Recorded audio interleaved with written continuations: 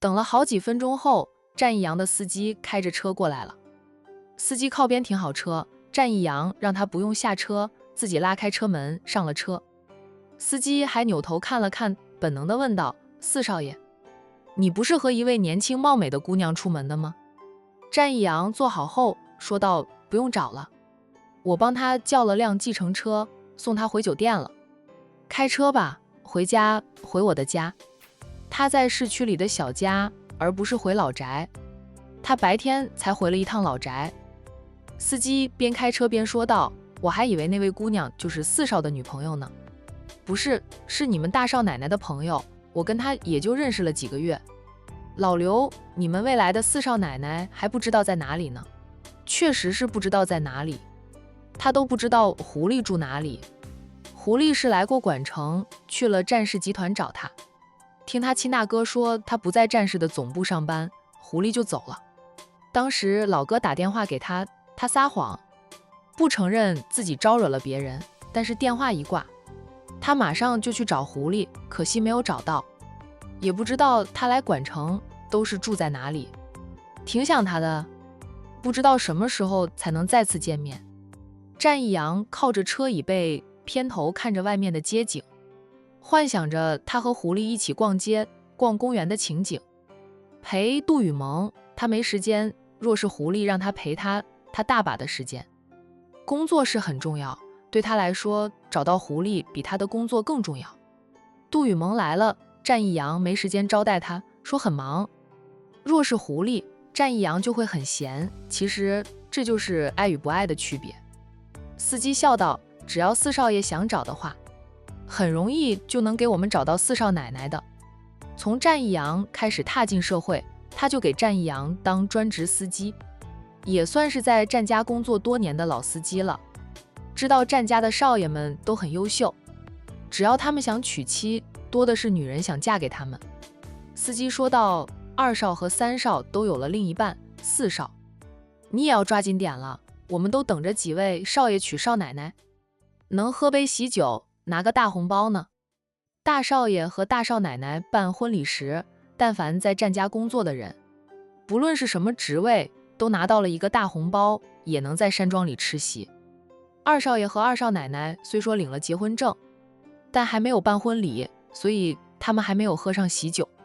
三少爷听说是转过年后再结婚，可能两位少爷办婚礼的日子会凑到一块儿去，那样就热闹了。他们这些打工人就是盼着主家里办喜事，他们能拿到红包，红包里面的金额抵得上他们10天的工资了。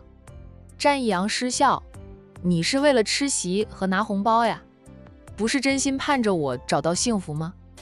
真心，非常真心。我给四少开了几年的车，四少对我很好，每年都会给我加薪，假期又多，我很满意这份工作，对四少那是感激不尽的。真心希望四少爷早日找到幸福。司机是脸表忠心，四少这个年纪也得抓紧点了。我像四少这般年纪时，我闺女都上幼儿园了。战一阳，人比人气死人呀！你看我天天那么忙，哪有时间谈恋爱？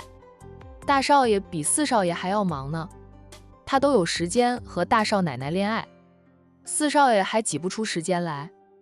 战一阳竟然被自己的司机催婚催得哑口无言。半晌，他笑道：“我是真的不知道他在哪里，找不到他能有什么办法？我是只能等，等待着下一次偶遇的机会到来。”司机经常给战一阳开车，见过一次狐狸，他对那个一身红衣的姑娘印象也深刻。给战一阳开车时，也听到过战一阳请求苏南少爷帮忙调查红衣姑娘。他猜测地问：“四少爷是喜欢那位红衣姑娘吗？”红衣姑娘？哦，她是穿过一次红衣，每次看到她，她的衣服颜色都是不一样的。我只见过一次，因为那次四少爷在我车子刚停稳时，就迫不及待地下车跑向她，我瞧了2眼，不敢多瞧。后来又听到四少爷请求苏南少爷帮忙，猜测是那位红衣姑娘。所以说他们给这些豪门少爷开车，要嘴巴很牢，因为他们能经常看到或听到一些老板们不想让外人知道的事。战义阳笑了笑，你倒是印象深刻，你四少爷我是挺喜欢他的。刚才那位杜小姐喜欢我，但我不喜欢她，有缘无分吧。我和杜小姐走出酒店时，你看到了。你是过来人，觉得杜小姐怎么样？四少爷又不喜欢她，问她怎么样做什么？我说她不错，四少爷会喜欢吗？战义阳又是一噎，他叹口气说道：不提了，我们一会儿到家了再叫我。四少爷，还有10分钟的车程，你还要睡啊？不等战义阳答话，司机又说道：睡吧，四少爷迷10分钟也好，到家了，我会叫醒四少爷的。战义阳闭目养神，10分钟后，回到了战义阳的小别墅门口了。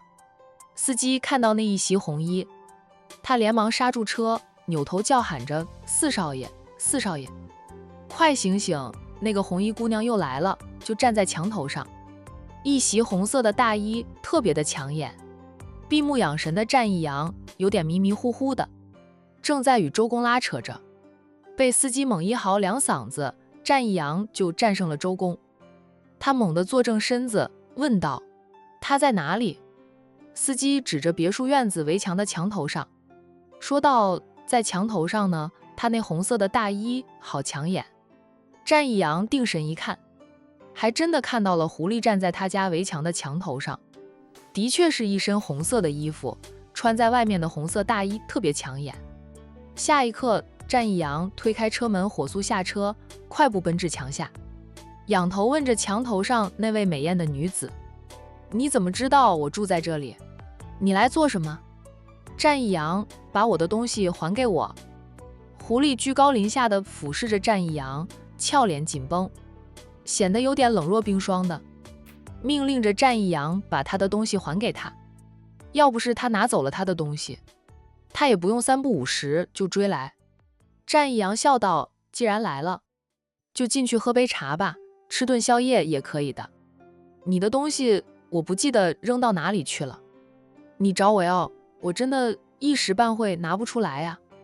狐狸一脸黑地瞪着战义阳，战义阳朝他摊摊手，说道：我说的是真的，现在让我拿出来，我真的不记得放在哪里了，拿不出来。要不你进去，将我的家翻个底朝天，看看能不能找到，或者你可以把我扒光，看看有没有藏在我身上。狐狸从墙头上跳下来，战义阳顿时一紧，张开双臂想要去接住他，却被跳下来的他顺势一脚踢中，他被他踢往后退了几步，就没有接到他。他稳稳当当地落站在他的跟前。战义阳松口气，虽说遭了他的一脚，被踢得有点痛，他也无所谓的样子，只是拍了拍被踢中的地方，是拍去脚印。我这围墙算高的了，你不要从上面跳下来，万一没有站稳，摔着了怎么办？战义阳说他：你会摔，我都不会摔。狐狸没好气地道，他伸手一抓，就抓住了战义阳的衣领，一扯，战义阳就被他扯到跟前去。战义阳也不挣扎，由着他拉扯，他的手在他的口袋裤兜里的摸了一遍，除了摸到他的手机和钱包，就什么都没有摸到了。打开他的钱包，他脸色微沉，他的钱包里面塞着一张他的小相片，应该是他偷拍到他，然后晒出来的小相片，然后塞在了他的钱包里。他什么时候偷拍到他的相片？他和他的交集一共也没有几次，他还真的没有留意到他偷拍了他的相片。想都不想，他就抽出了那张小相片，质问他：你什么时候偷拍的？战义阳，你这样偷拍我，还把我的相片藏在你的钱包里，礼貌吗？那是偷偷摸摸的行为，像小偷一样，战家的好名声都要被你败坏。战义阳笑得脸有点红，他是第一次见到他时，没想到在梦里与自己纠缠了那么久的女人，在现实里真的会有，他就偷偷的把她拍下来。相片是后来才去晒出来的，他对她动了心，便把相片晒出来，放在钱包里。这样每次打开钱包就能看到他。派人去调查他，也是用第一次拍到的相片。交给他的人去查他，就是没有查到他的姓名、住处就算了，他派去查他的人还被他套了麻袋，揍了一顿。他让他的人带了话回来给他，再敢查他，就不仅仅是揍一顿那么简单了。当时战义阳看到被揍的脸青鼻子肿的保镖，他都愣住了，没想到这丫头的拳脚功夫那么厉害。他的保镖不敢说能和阿七他们比，但也都是会拳脚功夫的。几个人都被揍得脸青鼻子肿回来，可见他的厉害。战义阳向他道歉，是我的错，这是我的个人行为，不要上升到扯上我战氏整个家族。你已经干了2次这样的事情，战义阳，偷拍我，拿走我的东西，我追你一路，你都没有还给我。你刚才说的鬼话，我是一句都不信的。他拿走他的东西并不大，但对他来说很重要，意义很大的，他才要追着他讨回来。要不是这样，他拿了就拿了，就当看在战家老太太的份上送给他了。那东西不大，他不会放在他家里，只会带在身上。可他刚才摸过了他的裤兜都没有找到，也不知道他藏在什么地方。你不信我也没有办法，都说了，请你进去把我的家翻个底朝天，你找到了就拿回去，我是真的不记得放在哪里了。狐狸，你不觉得我的行为跟你是一样的吗？你也没少干这种偷偷摸摸的事吧？狐狸瞪着他，很想再给他一脚，最终没有踢出一脚。是他有点心虚，仗着功夫了得，他有时候是会像他这样。他以前跟周爷爷的高徒混在一起，染了那姐姐的一点习惯。夜深了，气温下降，越来越冷，说是过2天冷空气南下，这次气温跌得很低，管城最低气温都会跌到6度，很冷的了。进去喝杯热茶，咱们慢慢聊。战义阳邀请着他进别墅里去，他穿着长外套，其实不冷，主要是冷空气还没有南下。这2天白天的时候一点都不冷，晚上也不算冷。战义阳从悠悠山庄带过来的。小管家林叔已经出来打开了别墅的大门，看到自家4少爷和一个红衣姑娘一起，林叔颇为意外。在司机开车进去后，林叔凑到司机那里去，轻声问着司机，那位红衣姑娘是4少爷喜欢的人吗？8成是。司机也不敢说100%，看4少爷就是喜欢那位红衣姑娘的。刚才红衣姑娘站在墙头上往下跳，4少爷想接住她，只是人家不要4少爷接。4少有点动心的样子，但那姑娘对4少爷可没有什么好脸色。咱们4少当了一回贼，拿走了人家很重要的东西，被红衣姑娘追过来索回的。司机耳朵间有八卦听，哪怕是老板的八卦他也敢听，喜欢听，所以耳朵竖得高高的，听了几耳朵。我出去看看。林叔走到别墅门口，也就站在那里，不敢上前去打扰自家4少。不过距离不远了，2个人的对话他能听到的。他听到4少爷话里话外都是在邀请着红衣姑娘进屋里去。进去坐坐吗？你来都来了，现在又不是深更半夜的，别人的夜生活刚刚开始呢。进去坐坐，喝杯热茶，我给你做宵夜吃，请你吃宵夜，为我以前的行为向你道歉。狐狸看了林叔2眼，林叔冲他友好的笑笑。战义阳也看了林叔2眼，对他说道，这是林叔，我从山庄那边带过来的小管家。狐狸，你贵姓？你看咱们都见过了数次，你知道我的名字，我却连你的姓氏都不知道，这有点不公平呀。我也不好一直叫你外号是不是？刚才你还说夜深了，现在又说夜生活才开始。战义阳，你说话就是颠3倒4。狐狸说完后，撇下战义阳就走向林叔。林叔你好。狐狸对林叔倒是温和有礼，客客气气的与林叔问好。林叔赶紧回应着，姑娘晚上好，姑娘里面请。灵叔又看向自家四少爷，然后迎着狐狸往屋里走去。战义阳摸了摸鼻子，低低地笑了2声，便跟着进别墅往主屋而去。主屋大厅里灯火通明，照得如同白昼。灵叔已经招呼红衣姑娘在沙发上坐了下来。进了屋里，觉得热了，狐狸脱下了他那件红色的长外套，折叠好放在了他的身侧。战义阳进来时，灵叔已经给狐狸倒了一杯温开水过来。他示意灵叔去休息，他来招呼客人。灵叔小声地说道：“四少爷，绅士一点，温和一点，哄姑娘不是你那样哄的。”战义阳亦是低声应着：“我又没有哄她。”灵叔呵呵2声，没有反驳他，走开了。四少爷就嘴硬吧，愿意往家里请的姑娘，说四少没有心动，鬼都不会信。四少也够失败的，听司机说已经见过数次面，到现在还不知道人家姑娘姓甚名谁，只知道人家的绰号叫狐狸，见着人家姑娘了就狐狸狐狸的叫。不知道的人还以为他喜欢叫狐狸的那种动物呢。战义阳觉得灵叔那呵呵2声带着多种意思。灵叔走开了，战义阳不好再问他，况且狐狸还在呢。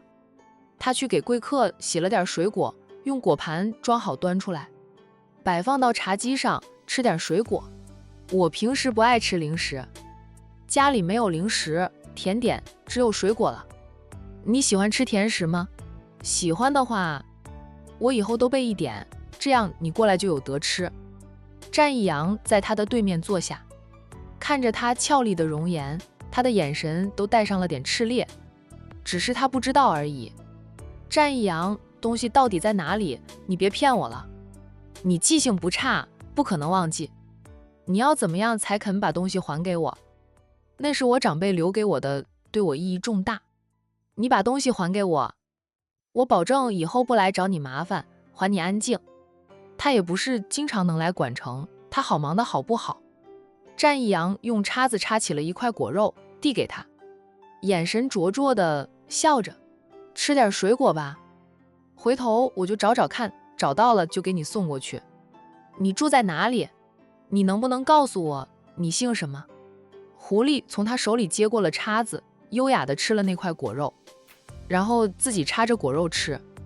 吃了好几块后，他放下了叉子，直视着战义阳，俏脸寒霜，冷冷的道：“战义阳，你少给我耍花样。你拿我的东西是想让我时不时来找你吧？也想知道我的名字以及我的住处吧？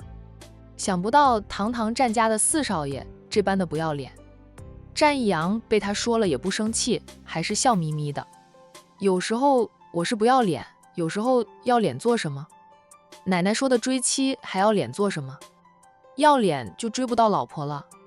大哥那么高傲的人，当初为了大嫂，都低下了高傲的头，不要脸到极点，也经常被啪啪打脸，换来了今天让人羡慕至极的幸福生活。战义阳觉得很值得，所以他也不要脸。反正他向奶奶摊牌了，也跟杜雨萌说清楚，他没有了心理负担，可以光明正大的追着自己真正喜欢的姑娘跑。我只要知道你的姓氏就行，老是叫你狐狸，感觉在骂你一样。我的绰号就是狐狸，只要说出百遍狐狸，大家都知道我。狐狸就是不想说出自己的姓氏，你有本事的就自己去查了。你不是让人去查我吗？狐狸似笑非笑的，对于战义阳查不到他的真实身份，颇为嘚瑟。百变狐狸，百变狐狸，就是说他有100个不同的面孔，让人不知道哪个是他。总之，从他出来混江湖开始，就没有人能见过他真实的面容。他今天以这副模样来见战义阳，明天就能换另一副面容出现在战义阳面前。不仅面容不同，声音以及性格也都会不一样。他是学过变声的，换一种面容，说话的声音就不一样，这样别人才不会将他和谁联系到一起。战义阳讪讪的笑，我是让人去查过你，但我的人不是被你套了麻袋吗？还被你揍得脸青鼻子肿的，我就没有再派人去查你了。免得又被你套麻袋。说实话的，你这样的身手又神秘莫测，神龙见首不见尾的，让我想到了一些老前辈，他们是几十年前的老人家了。我是听我奶奶提及的，我奶奶对他们特别的推崇。我们兄弟几个可以说是听奶奶说他们的故事长大的。我二哥就是我亲大哥，他有幸见到他们中的一员。哦，我二哥见到的是老神医的高图成医生。我二嫂能够重见光明，多亏了程医生出手医治，不愧是神医的高徒呀！一出手，我二嫂很快就能看见了。程医生他是占了前辈们的便宜，好不好？宁云初的眼睛本来就快要治好的了，只是那位给宁云初治眼睛的老医生去世了，中断了治疗，宁云初才没有被他治好的。等到战逸晨请了他去给宁云初治眼睛，自然是医到病除，宁云初很快就重见光明了。程医生也明着告诉大家，这个不能说完全是他的功劳的，还有那位去世了的老医生的功劳。不过若是战逸晨没有请到程医生给宁云初治眼睛，宁云初是好不起来，只能一直生活在黑暗中。狐狸知道战逸阳说的是哪些人，他也没有解释，只是说道，老神医我也听说过，他一生不婚，无儿无女的，后来捡了一个女婴来养，便是他的高图成医生。程医生现在是 A 氏君家的四少奶奶，这些事你们上流社会里的人都知道，并不是什么秘密。战家二少奶奶失明10年，都被程医生治好了。程医生在大家的眼里早就成了神医。听说程医生不仅医术高超，用毒也厉害，跟老神医比那是青出于蓝更胜于蓝，没有人敢得罪程医生。不仅仅是他医生高超，很多人都想与他结交，毕竟人的一生不可能不生病的。若是结交到医术极为高超的朋友，生病了都能请到程医生来看病。不敢得罪程医生，则是他用毒厉害，当然程医生不会用他研制出来的毒药去害人。他说的有些毒药用的量少，也能用来治病救人的，但是人的心理就是那样，知道程医生用毒厉害，哪怕程医生有底线有道德，他们还是害怕一不小心就遭到程医生的毒手。所以就算程医生拒绝给谁治病，那人都不敢找程医生的麻烦。战逸阳试探地问他，你是不是那些世外高人的高徒，跟望城兰家现任家主夫人认识吗？狐狸似笑非笑的，你对我的来历那么感兴趣，就自己慢慢去查呗，你能查到我就服你。战逸阳也笑，如果我能查到你的底细，我要向你提一个要求，你要无条件答应我，你自己去查，不能借助苏家的力量。你若是能查到，别说是一个要求，就算是100个要求，我都答应你。战逸阳人多力量大，他一个人还真不敢说能查到，就算能查到，也不知道要花多少时间去查。等他查清楚了，他们都老了，他也有可能成了别人的女人。狐狸呵呵的笑，这2声呵呵让战逸阳脸都红了，好气人呀！可他真没有那么大的本事，就是苏少主个人也没有。苏少主都是要通过众多人脉去帮忙，才能得到想要的消息。像他们这些人做什么事，很多时候都是不需要自己亲自动手的，他们只要懂得善用人才就行。呵呵，狐狸又呵呵地笑了2声，战逸阳的脸更红了。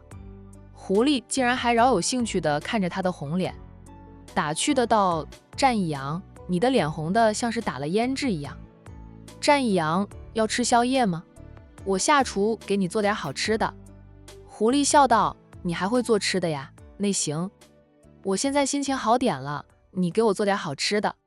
不过你拿走了我的东西，赶紧还给我。我挑男人的眼光很高的，你用这种手段接近我，我会瞧不起你。战逸阳起身走开，当作没有听见他说的话一样。他是有点不要脸了，但当初他也是对他做了不好的事，他才扯走了他的东西，算是以牙还牙的。现在他只知道追着他讨要他的东西，怎么不去想想他当时做了什么？他大度不跟他翻旧账，况且她是他梦里与他纠缠不休的女人，老天爷提前给他的预警，警告他别脚踏双船吧，所以让他在梦里与一个陌生女人纠缠不休。现在看来还真的是纠缠不休了。他追着他要回他的东西，他则是喜欢他了，想借此来增加交集的机会。相处的时间长了，他肯定会爱上他的。他们俩见了面是容易吵架，甚至交手，却也联手干过好事的，有合作的情谊在。狐狸在战一阳走开后，便又拿起了叉子，叉起果肉来吃。得亏他运动量大，消耗能量快，等下能吃得下他做的宵夜。时间不早了，不用准备太丰盛的，随便煲点粥，下碗面条什么的都可以了。夜色太深，不想吃太饱，也不想吃太好的，免得长肉。战一阳的声音在厨房里传出来，那就煲点粥吧，煲粥的时间长一点，这样他就能留他在这里久一点。你可以随便走走，熟悉熟悉环境。狐狸在心里腹诽着，他早就把他这里摸了个遍，都没有找到他的东西，不过话没有说出口，说出口就承认自己有小偷行为，跟他就是半斤八两了。果盘里的水果，狐狸吃了一半，便放下了叉子。他起身在大厅里转悠，最后转到了厨房门口。他双手环胸，靠在厨房门口，修长的腿踢了踢，他脚下穿着一双黑色的长靴，脱下长外套的他着的是一身紧身的红色衣服。其实他不太喜欢红色，不过是跟战一阳见面时，他穿过红衣，便又着红衣了。听说你们战家的人都精于厨艺，是吧？都精通厨艺，不过要论亲自下厨的次数，都是我们男人居多。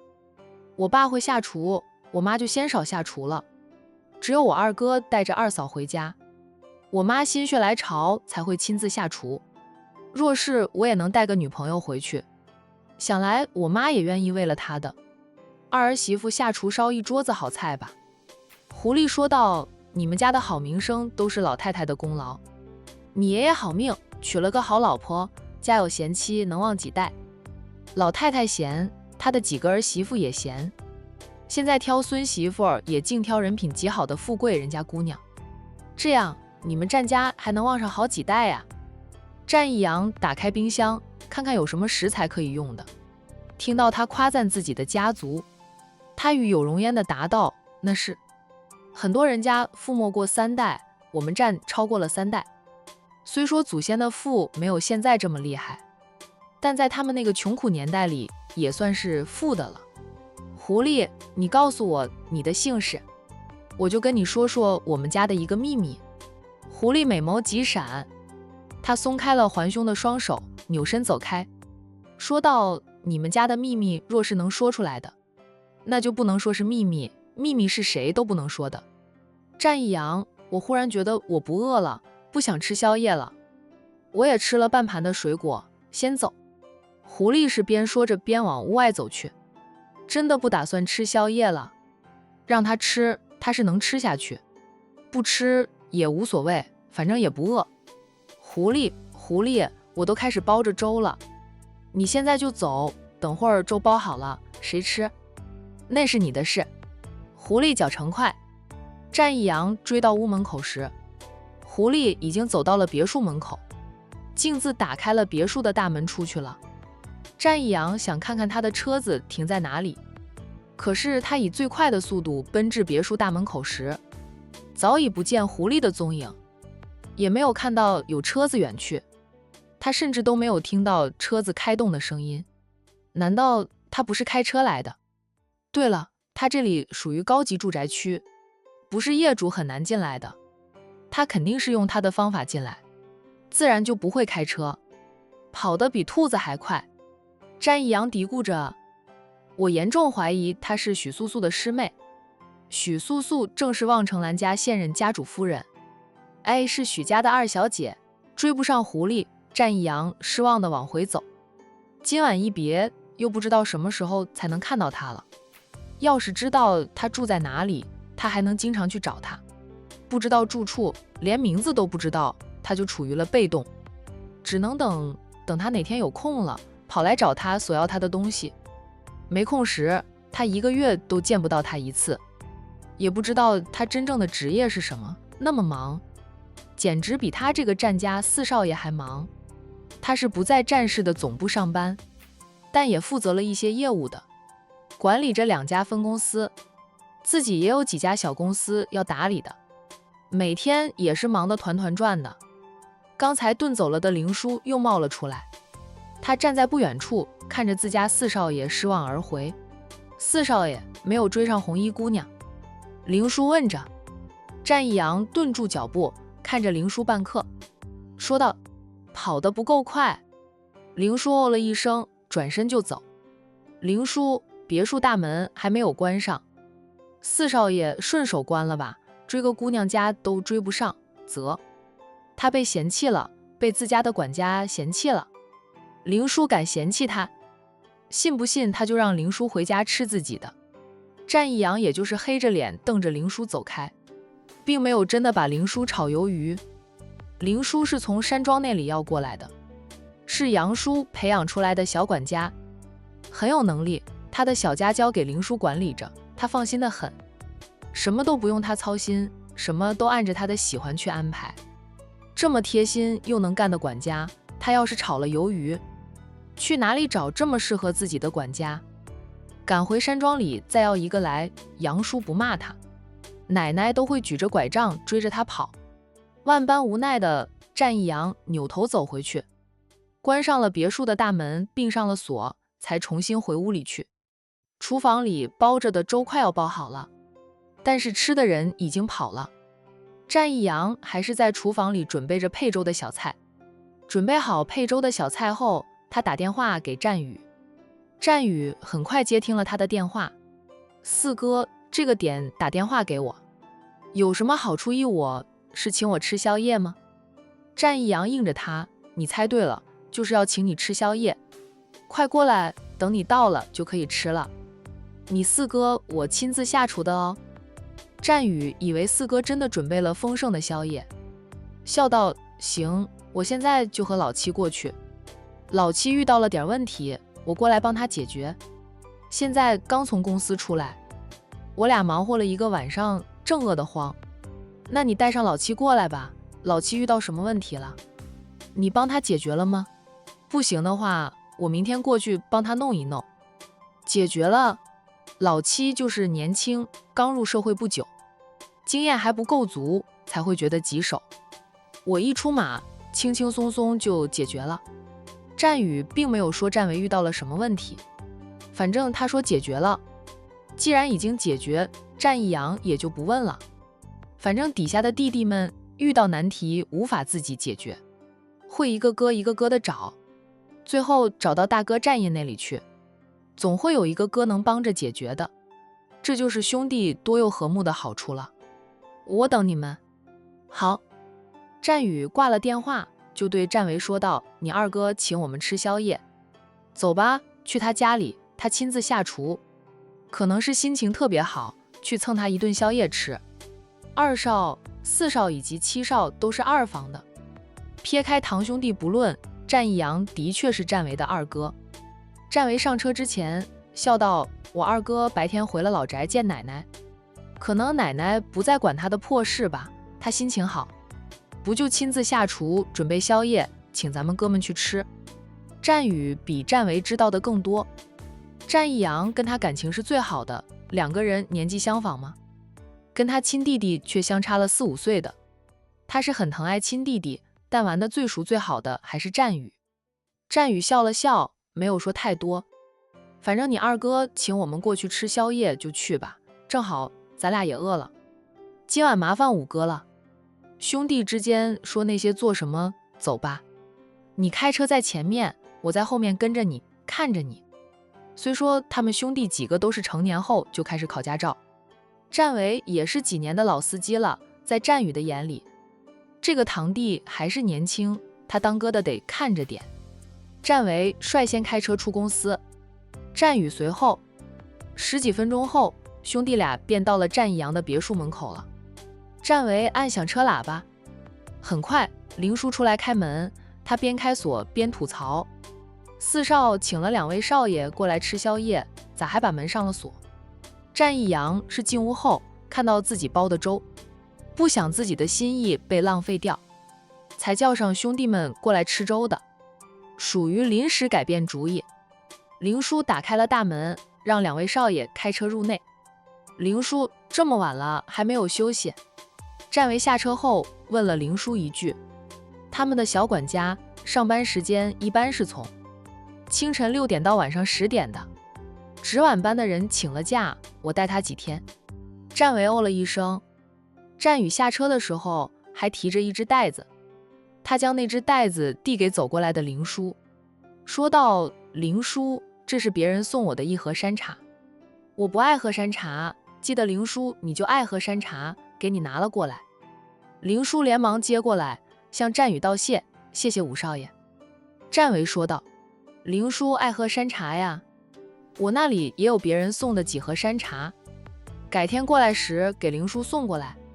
林叔笑道：武少给我一盒，我能喝好久了，不过还是谢谢七少。2位少爷屋里请，4少爷在屋里等着你们了。林叔笑眯眯地迎着2位少爷往主屋走去。战维边走边问道：林叔，我二哥做了什么好吃的？怎么我没有闻到香味的？他嗅觉最厉害，大家经常说他的是狗鼻子。又走了几步，战维说道：闻到了点酸菜的味道，还有炒小菜，也有鸡蛋韭菜的味道，想来二哥煎了鸡蛋韭菜饼。战宇没闻到，他笑道：才到屋门口你就闻到了。